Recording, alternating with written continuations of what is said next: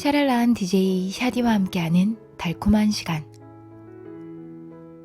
빨간 머리엔 22번째 이야기. 앤 티파티에 초대받다.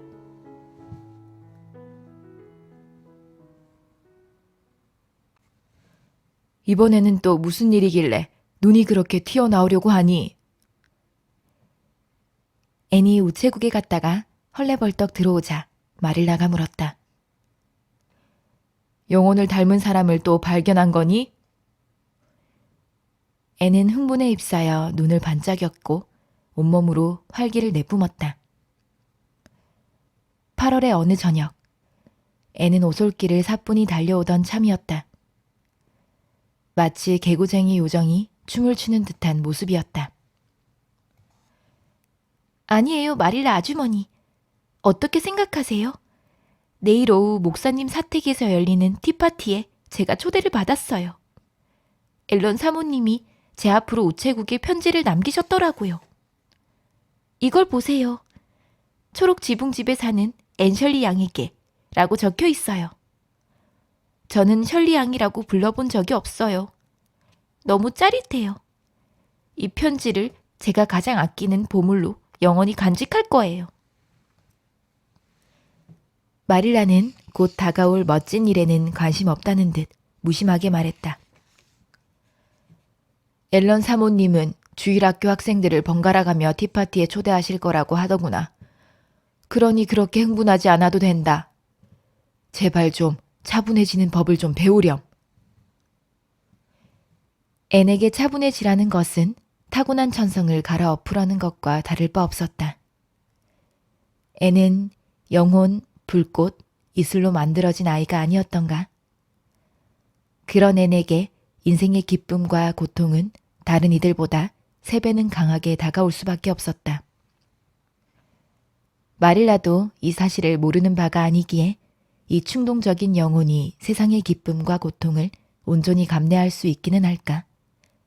그리고 기쁨이 큰 만큼 치러야 할 대가도 크다는 것을 깨우칠 수 있을까 하는 막연한 걱정이 들곤 했다. 그래서 마릴라는 앤이 차분해질 수 있도록 교육하는 것이 자신의 의무라고 생각했지만 그건 얕은 시냇물 위에서 하늘거리는 햇살을 동여매는 것만큼이나 부질없는 일이기도 했다. 마릴라는 별다른 성과를 거두지 못했고 슬프게도 그 사실을 받아들일 수밖에 없었다. 간절히 소망하던 바나 계획이 이루어지지 않으면 애는 절망의 구렁텅이에 빠지곤 했다. 그리고 소원이 이루어지면 뛸 듯이 기뻐했다. 이런 말갈량이를 교양 있는 요조숙녀로 만들겠다던 마릴라는 이제 본인이 절망의 구렁텅이에 빠질 지경이었다. 그렇다고 앤이 다른 모습으로 변한들 마릴라가 그 모습을 더 좋아하게 될 것 같지도 않았다. 그날 밤 앤은 북동풍이 부는 걸 보니 내일 비가 올지도 모르겠다고 한 매슈의 말 때문에 침울해져서 말없이 잠자리에 들었다. 초록 지붕집 주변의 포플러 이파리들의 바스락거리는 소리가 빗방울 소리와도 닮아서 앤은 조바심이 났다.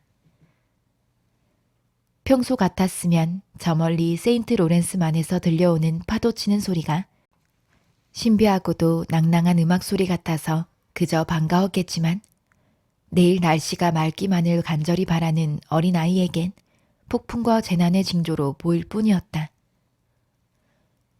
차라리 아침이 오지 않았으면. 하지만 모든 일에는 끝이 있게 마련이다. 심지어 목사 사택 티파티에 초대받은 전날 밤이라고 해도 말이다. 매슈의 예상과는 달리 맑은 날이었고 애는 뛸 듯이 기뻤다. 아, 마릴라 아주머니, 오늘은 만나는 사람들 모두를 사랑할 수 있을 것 같아요. 애는 아침 설거지를 하면서 말했다. 제가 지금 얼마나 신이 나는지 모르실 거예요. 이런 기분이 영영 계속되면 얼마나 좋을까요? 티파티에 매일같이 초대받는다면 모범생도 될 수 있을 것 같아요. 하지만 마릴라 아주머니, 티파티는 엄숙한 자리이기도 하죠. 그래서 걱정이 돼요. 제가 또 말썽을 피우면 어쩌죠? 아시잖아요. 제가 목사님 사택에 가보는 건 이번이 처음이잖아요. 초록 지붕 집에 온 이후로 패밀리 헤럴드의 예의범절 코너를 항상 읽긴 하는데 제가 그 예의범절을 얼마나 익혔는지가 의문이에요. 제가 또 엉뚱한 짓을 하거나 해야 할 일을 까먹고 안 할까봐 걱정이 돼요. 더 먹고 싶은 게 있을 때 한 접시 더 달라고 하면 실례일까요? 앤, 넌 걱정을 너무 앞서서 하는구나. 그게 너의 문제야. 그냥 앨런 사모님을 생각하면서 어떻게 하면 그분을 기쁘게 해드릴까, 만족시켜드릴 수 있을까만 생각하면 되는 거라고. 마릴라는 어쩌면 평생 처음으로 진심 어린 충고를 건넸다. 앤은 빠르게 깨우쳤다. 맞아요, 마릴라 아주머니. 제 입장에서만 생각하지 않도록 노력할게요. 선홍빛과 장밋빛 구름이 기다랗게 장관을 이룬 해질녘에 앤이 행복한 얼굴로 집에 돌아왔다. 심각한 실수는 없었다는 뜻이었다. 앤은 부엌문 앞에 놓인 커다란 붉은색 사암 위에 걸터앉아 마릴라의 깅엄 치맛자락에 부스스한 곱슬머리를 기댄 채 이야기 보따리를 풀어놓았다. 전나무로 가득한 서쪽 언덕에서 서늘한 바람이 수확을 앞둔 들판으로 불어와 포플러 잎 사이로 바람 소리를 냈다. 초롱초롱한 별 하나가 과수원 하늘 위로 떠 있었고 연인의 오솔길에서는 반딧불이가 고사리와 나뭇가지 사이를 날아다녔다. 앤은 마릴라와 이야기를 나누면서 그 광경을 지켜보았다. 바람과 별, 반딧불이가 조화를 이룬 모습은 말로 형용할 수 없을 정도로 달콤하고 매혹적이었다. 오, 마릴라 아주머니, 정말 황홀한 시건이었지 뭐예요.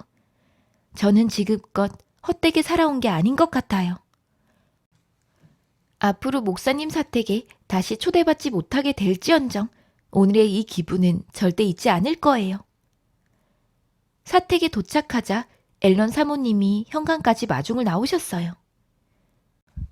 사모님은 예쁜 분홍빛과 노란빛의 드레스를 입고 계셨는데 소매 부분에 프릴이 아주 많이 달려 있었어요. 정말 천사 같았어요. 저는 이 다음에 목사의 아내가 되고 싶어요. 목사님은 제가 빨간 머리여도 개의치 않을 것 같아요. 세속적인 것을 따지지 않으실 테니까요. 하지만 목사의 아내가 되려면 천성적으로 마음이 고와야 하는데 저는 그렇게 될 리가 없어요. 그래서 이런 생각을 하는 것 자체가 의미 없는 것 같아요. 세상에는 본성이 착한 사람도 있고 그렇지 않은 사람도 있잖아요. 저는 착해지려고 아무리 노력해도 본성이 착한 사람처럼 되지는 못할 것 같아요. 제가 기아를 못하는 것과 마찬가지죠. 하지만 노력한다는 것 자체가 의미 있어야 하는 것 아닌가요? 앨런 사모님은 천성적으로 마음씨가 고우세요. 전 그분이 너무 좋아요. 매슈 아저씨나 앨런 사모님과 같은 분들은 아무 문제 없이 단번에 좋아질 수 있어요.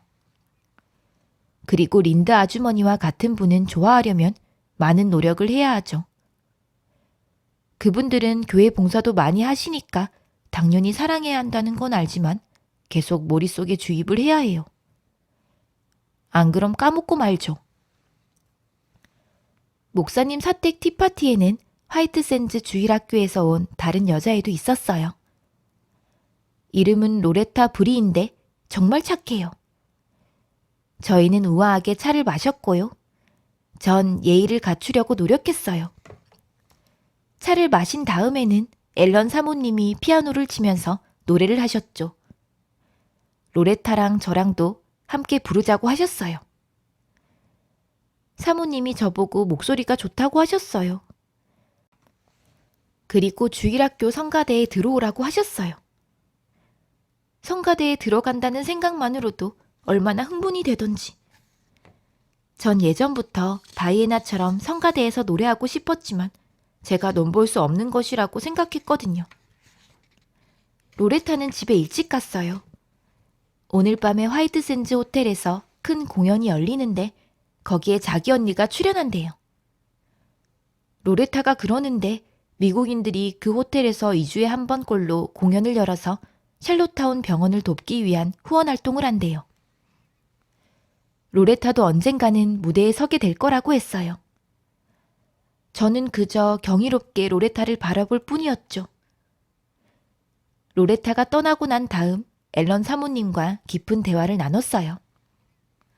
그리고 전 속내를 털어놓았죠. 토모스 부인과 쌍둥이들 이야기, 케이트 모리스와 비올레타, 초록 지붕집에 어떻게 오게 되었는지와 기아 때문에 골치 아프다는 이야기를 했고요. 그런데 있죠.